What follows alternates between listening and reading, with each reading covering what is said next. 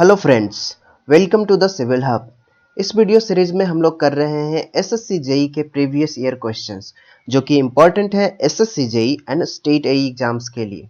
ये हमारा cement, lime and mortar topic का सेकंड वीडियो है।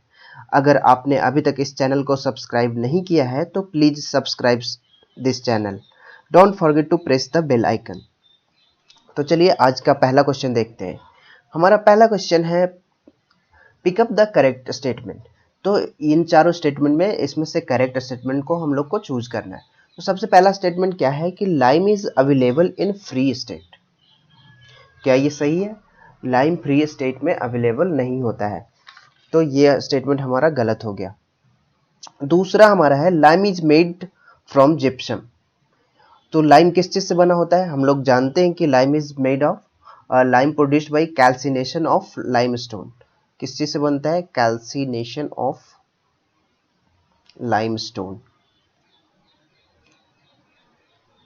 सो ये भी ऑप्शन हमारा गलत हो गया। ऑप्शन सी है lime is made from dolomite and calcium carbonate. And what is our limestone? Limestone is calcium carbonate. And what is our dolomite? Dolomite is calcium magnesium carbonate. So lime को dolomite और calcium carbonate से obtain किया जा सकता है। तो हमारा correct answer क्या हो गया? Option C. So our correct answer is option C. चलिए नेक्स्ट क्वेश्चन की ओर चलते हैं। For the manufacture of Portland cement the proportion of raw material used are. तो हम लोगों ने इसके पहले भी क्वेश्चन में देख रखा है कि इसमें क्या क्या होता है। तो जनरली हमारे सीमेंट में क्या क्या होते हैं? Constituents of cement. Let's see once again. तो सबसे ज़्यादा अमाउंट में जो होता है हमारा लाइम होता है। कितना होता है? 60 से 65% के बीच होना चाहिए, लेकिन हम लोग ऑन एन एवरेज 63% लेते हैं। ओके। इसके बाद हमारा होता है सिलिका। सिलिका कितना होना चाहिए? सिलिका होता है हमारा जनरली 17 से 25% के अराउंड, और जनरली हम लोग इसका एवरेज कितना देते हैं? 22%। उसके बाद आता है एल्यूमिना। एल्यूमिना हमारा 3 से 8% होना चाहिए, लेकिन ऑन एन एवरेज हम लोग 6% प्रोवाइड करते हैं। उसके बाद Fe2O3 आयरन ऑक्साइड, ये कलर इम्पार्ट करने के लिए हम लोग देते हैं। तो कितना देते हैं? 0.5 से 6%। तो ये ऑन एन एवरेज 3% होता है। उसके बाद मैग्नीशिया, तो ये हम लोग 0.5 से 4% तक देते हैं, on an average 2%। Soda and potash, ये हमारा 0.5 से 1%, अप्रोक्सीमेटली 1% देते हैं। तो ये इंपॉर्टेंट है हमारे लिए, ये याद होना चाहिए कि कौन कौन से कॉन्स्टिट्यूएंट हैं और उनका परसेंटेज क्या है। तो ये इंपॉर्टेंट है, रिमेंबर। नोट्स में आप नोट डाउन कर सकते हैं इस चीज़ को। तो देखिए अब क्वेश्चन में हमारा ऑप्शन कौन सा मैच हो रहा है।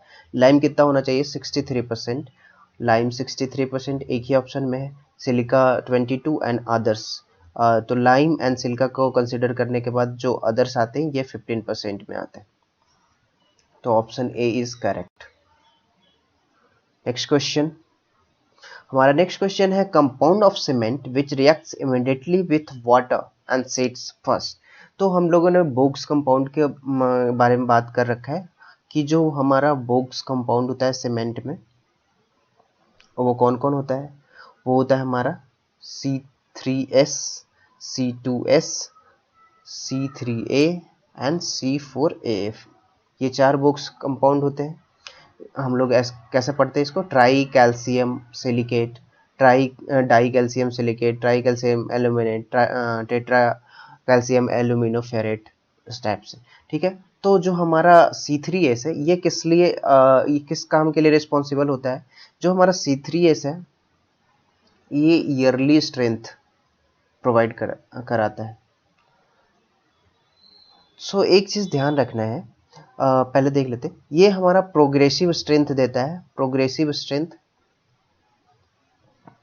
एंड ये हमारे अल्टीमेट स्ट्रेंथ के लिए रिस्पॉन्सिबल होता है, अल्टीमेट स्ट्रेंथ।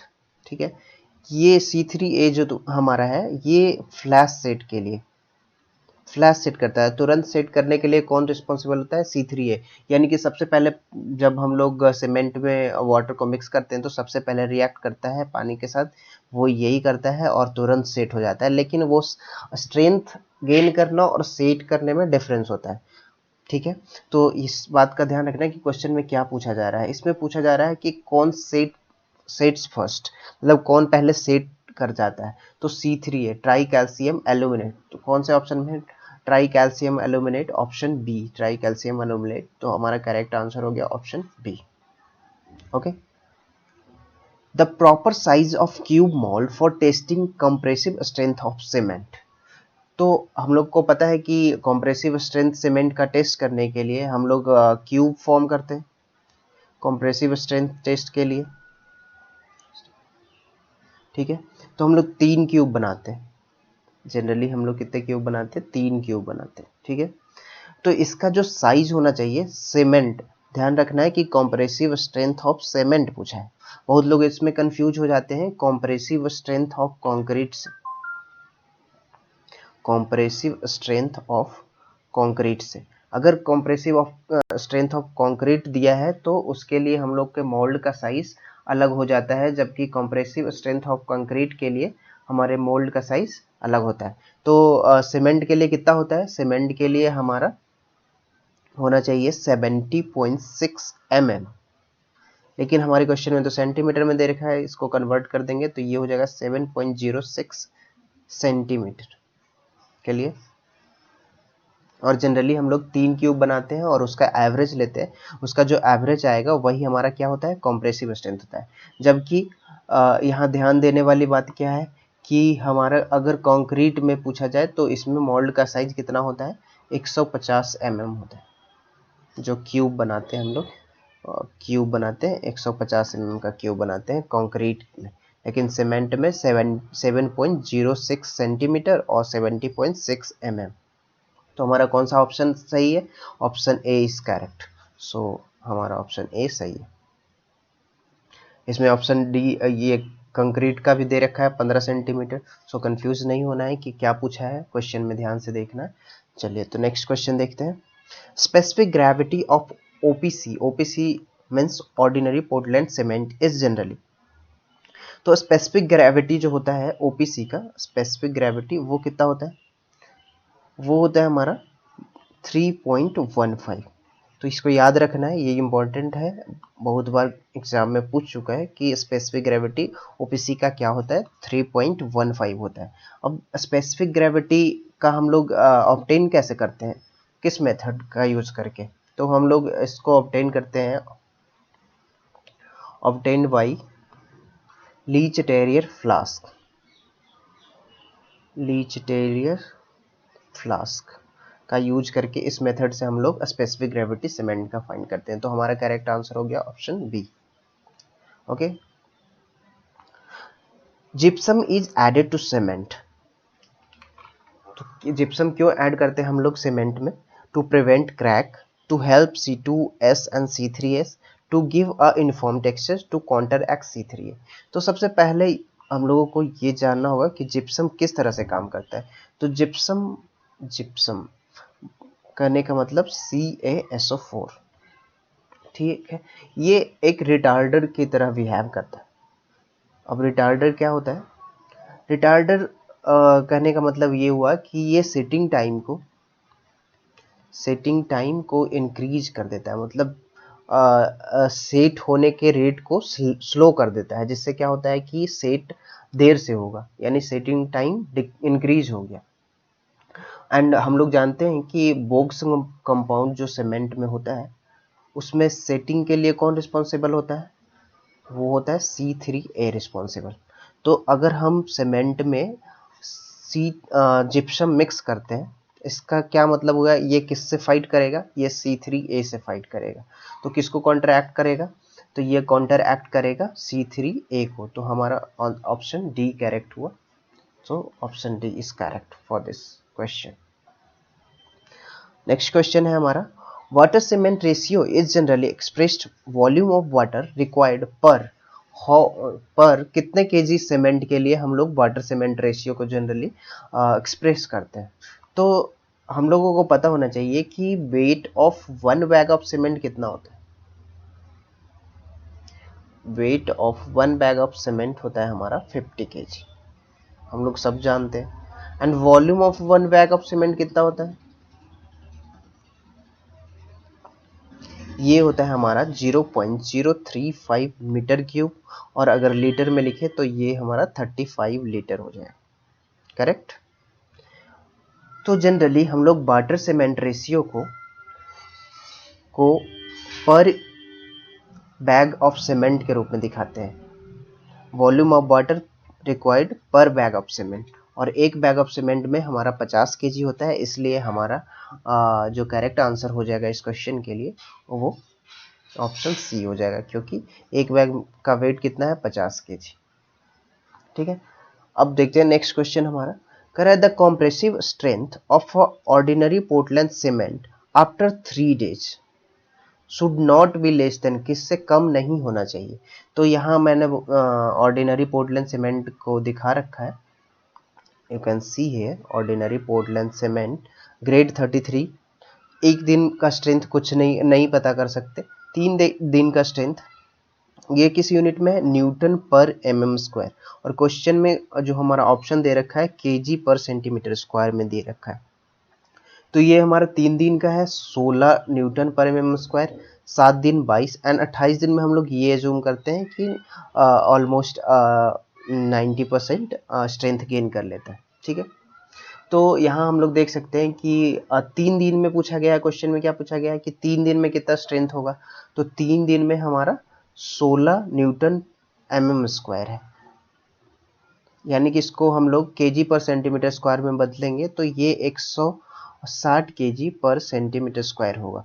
तो सबसे नियरेस्ट ऑप्शन हमारा कौन सा मैच हो रहा है, 150 केजी, यानी कि 15 न्यूटन पर mm स्क्वायर ये कंसिडर कर रहा है। तो हमारा करेक्ट आंसर इस क्वेश्चन के लिए क्या हो जाएगा, डी।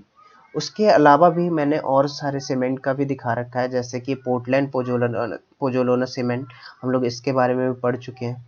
तो इसका 7 दिन का स्ट्रेंथ लगभग बराबर था, इनिशियल स्ट्रेंथ गेन इसका स्लो होता है, लेकिन 7 दिन अल्टीमेट स्ट्रेंथ क्या हो जाता है, सेम ही हो जाता है। ठीक है, लो हीट पोर्टलैंड सीमेंट जो हम लोग ये सबको कहाँ यूज किए थे, हम लोग इसको यूज किए हैं कहाँ, मास कॉन्क्रीटिंग में, मास कॉन्क्रीटिंग में हम लोग इसका यूज कर चुके हैं।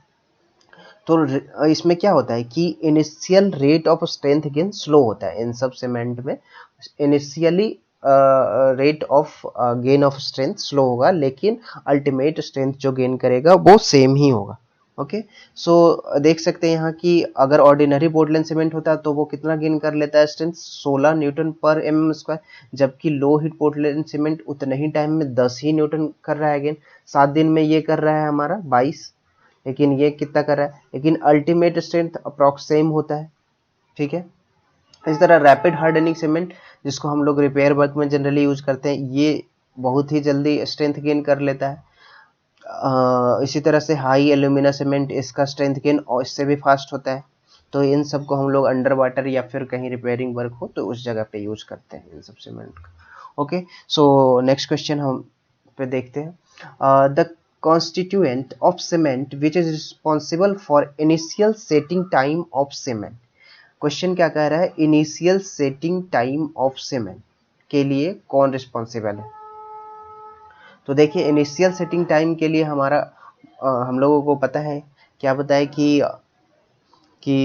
बोक्स कंपाउंड ये बहुत ही इम्पोर्टेंट है, तो हम लोगों को ध्यान रखना है कि बोक्स कंपाउंड हमारे 4 है, मैंने बहुत बार इसका जिक्र भी कर दिया है। तो C3S C2S and C3 and C4AF। तो ध्यान रखने क्या इनिशियल सेटिंग टाइम के लिए पूछ रहा है, तो कौन सा हो जाएगा, tri calcium aluminate, tri calcium aluminate, option C. लेकिन यही पूछता हमारे से इनिशियल स्ट्रेंथ गेन के लिए कौन रिस्पॉन्सिबल है, तो हमारा ऑप्शन चेंज हो जाता है, वो हो जाता है ट्राई कैल्शियम सिलिकेट, और ऑप्शन बी हो जाता है अगर इस इनिशियल स्ट्रेंथ गेन के बारे में पूछता तब। लेकिन यहाँ हमसे क्या पूछा गया है, initial setting time, initial setting time पूछा गया है, इसलिए हमारा जो आंसर होगा क्या हो जाएगा, ट्राई कैल्शियम एल्यूमिनेट हो जाएगा। करेक्ट। नेक्स्ट क्वेश्चन देखते हैं। अब नेक्स्ट क्वेश्चन हमारा कह रहा है कि good variety of cement contains higher percentage of what. तो इसको भी हम लोग बॉक्स कंपाउंड के बेसिस पे ही डिसाइड कर सकते हैं। कैसे? जो हमारा C3S है, ट्राई कैल्शियम सिलिकेट, इसके पास बेस सीमेंटिंग मटेरियल है, बेस सीमेंटिंग मटेरियल कंसीडर किया जाता है C3S को।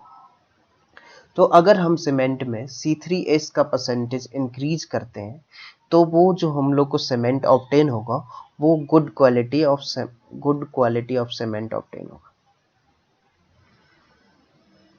ठीक है, तो हम लोग हमारे क्वेश्चन में कह रहा है कि गुड वैरायटी ऑफ सीमेंट जो होगा contains higher percentage of what, तो higher percentage of C3S, tricalcium silicate. तो कौन से ऑप्शन में हमारा है? Tricalcium silicate. तो हमारा option A is correct. Next question क्या है? Commonly used lime in whitewashing. तो हम लोगों ने पहले भी पढ़ा है कि हमारा जो लाइम है वो कितने टाइप का होता है। जनरली हम लोग फैट लाइम पढ़ते हैं या फिर इसी को हम लोग क्या बोलते हैं, रिच लाइम भी बोलते हैं। दूसरा हमारा हाइड्रोलिक लाइम है, हाइड्रोलिक लाइम। तीसरा हमारा पुअर लाइम या इसी को हम लोग लीन लाइम भी बोलते हैं। और एक हमारा क्या है, क्विक लाइम, जो कि कैल्सिनेशन ऑफ कैल्शियम कार्बोनेट से मिलकर बना होता है। तो फैट लाइम क्या होता है कि अंडर वाटर सेट नहीं करता है, ये अंडर वाटर सेट नहीं करता है। ठीक है, इसमें क्ले का परसेंटेज कितना होता है? इसमें क्ले 0 से 5% होता है, इसीलिए ये सेट नहीं करता। इसमें लाइम का अमाउंट बहुत ज़्यादा होता है, वो अप्रॉक्स 95% से भी ज़्यादा होता है। ठीक है, तो इसलिए इसका यूज हम लोग कहाँ करते हैं? प्लास्टरिंग में करते हैं या फिर वाइट वॉशिंग में करते हैं। ठीक है, हाइड्रोलिक लाइम में क्या होता है कि इसमें क्ले का परसेंटेज रिलेटिवली ज़्यादा होता है, 5 से 30% होता है। ठीक है, हाइड्रोलिसिटी इम्पार्ट करता है ये हमारा क्ले। तो इसका यूज हम लोग क्या करते हैं? फाउंडेशन वर्क में करते हैं।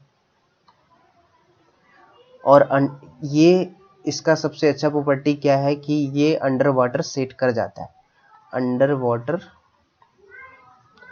सेट कर जाता है। तो इसलिए इसका यूज हम लोग अंडर वाटर में करते हैं, फाउंडेशन वर्क में करते हैं। पुअर लाइम ना ही सेट कर पाता है ना ही हार्डन हो पाता है, तो इसका हम लोग जनरली यूज नहीं करते हैं। एंड क्विक लाइम जो हमारा होता है कैल्शियम कार्बोनेट के कैल्सिनेशन से 900 डिग्री सेंटीग्रेड पे इसको बर्न करते हैं तो हम लोगों को क्विक लाइम मिलता है, CaO। ठीक है, तो जनरली हम लोग वाइट वॉशिंग के लिए किसको यूज करते हैं? जनरली हम लोग वाइट वॉशिंग के लिए फैट लाइम को यूज करते हैं। तो हमारा करेक्ट आंसर क्या हो गया? Option B is our correct answer. Next question देखते हैं। नेक्स्ट क्वेश्चन हमारा है कि water required per bag of cement. अब हम लोग को पता होना चाहिए कि एक बैग ऑफ सीमेंट में हम लोग को पता हो गया कि कितना केजी होता है, 50 केजी ऑफ सीमेंट होता है एक बैग ऑफ सीमेंट में। कहता है कि इसके लिए कितना केजी वाटर का रिक्वायरमेंट चाहिए। तो हम लोग देखते हैं, ये बहुत ही इंपॉर्टेंट क्वेश्चन है, बहुत सारे एग्जाम में ये पूछा जा चुका है। इसके पीछे के सारे क्वेश्चन को ध्यान रखेंगे। तो about 23% of water by weight of cement, इतना परसेंट वाटर चाहिए by weight of cement for किस लिए? For complete hydration of cement, complete hydration के लिए, कंप्लीट हाइड्रेशन ऑफ सीमेंट। मतलब कि जितना सीमेंट हम लोग यूज कर रहे हैं उसके वेट का 23% वाटर हम लोग अगर मिलाते हैं तो कंप्लीट हाइड्रेशन ऑफ सीमेंट होता है। And 15% water by weight of cement is required for किस लिए? To fill the gel pores, to fill the gel pores. ठीक है, क्योंकि हम लोगों को पता है कि जब सीमेंट सेट करता है तो उसके बीच में जेल पोर्स फॉर्म होते हैं, तो उनको फील करने के लिए 15% वाटर चाहिए। तो टोटल हम लोगों को कितना वाटर चाहिए? 38% वाटर चाहिए किस लिए? Complete the hydration of cement. कौन कौन से काम के लिए? एक तो हो गया हमारा complete the hydration of cement and दूसरा to fill the gel pores. दोनों मिला के टोटल हम लोगों को 38% ऑफ वाटर चाहिए। ओके, सो हमसे क्वेश्चन में पूछा गया है water required per bag of cement. तो पर बैग ऑफ सीमेंट अगर हमारा 38%, तो टोटल वाटर चाहिए हम लोगों को। टोटल वाटर जो होगा वो हमारा होगा 0.38 इंटू 50 के जी पर बैग ऑफ सीमेंट। तो ये हम लोगों को 19 के जी चाहिए टोटल। लेकिन अगर for complete hydration water required is how much? तो कंप्लीट हाइड्रेशन के लिए कितना? 0.23 इंटू 50, यानी कि कितना? 11.5 के जी वाटर चाहिए। और कंप्लीट के लिए हम लोग को चाहिए 19 के जी। मतलब कि जो हमारा वाटर का जो रेंज होगा 11.5 के जी से लेके 19 के जी तक वेरी करेगा। इसी के बीच में होना चाहिए हमारा वाटर का रिक्वायरमेंट पर बैग ऑफ सीमेंट। तो देखिए हमारे ऑप्शन में कौन सा ऑप्शन मैच कर रहा है जो कि इस रेंज में हो। तो ऑप्शन बी हमारा इस रेंज के अंदर है। तो हमारा करेक्ट आंसर इस क्वेश्चन के लिए ऑप्शन बी है। नेक्स्ट क्वेश्चन है, in ordinary Portland cement the first one two react with water is. सबसे पहला जो वाटर के साथ रिएक्ट करता है वो कौन रिएक्ट करता है? ये इस बार आज का तीसरा बार रिपीट हो रहा है सेम क्वेश्चन। तो वाटर के साथ जो सबसे पहला बार रिएक्ट करता है वो हमारा C3A है, ट्राई कैल्शियम एल्यूमिनेट, जो कि वाटर से सबसे पहले रिएक्ट करता है। ठीक है, तो हम लोग देखते हैं कि जब ये रिएक्ट करता है तो हीट का इवोल्यूशन होता है। ठीक है, तो जो हीट का इवोल्यूशन होता है तो ये इसमें सबसे ज़्यादा हीट इवोल्यूएट किससे सबसे ज़्यादा हीट निकलता है? जब C3A यानी कि ट्राई कैल्शियम एल्यूमिनेट से जब रिएक्ट करता है वाटर तो सबसे ज़्यादा अमाउंट ऑफ हीट निकलता है। यानी कि मैं क्या लिख रहा हूँ? Order of heat evolution. ठीक है, तो सबसे ज़्यादा निकलता है C3A से हीट। फिर सेकेंड नंबर पे आता है C3S, उसी तरह से C4AF, और सबसे कम निकलता है C2S से। इसलिए हम लोग इसका यूज कहाँ करते हैं? मास कंक्रीटिंग में, क्योंकि मास कंक्रीटिंग में हम लोगों को बहुत ह्यूज अमाउंट ऑफ कंक्रीट का ज़रूरत पड़। ठीक है, तो आज के लिए बस इतना ही। अगर आपको हमारा वीडियो पसंद आया हो तो please do like share and subscribe. अगर आपको कहीं कोई प्रॉब्लम हो तो कमेंट सेक्शन में बताएं। Thank you.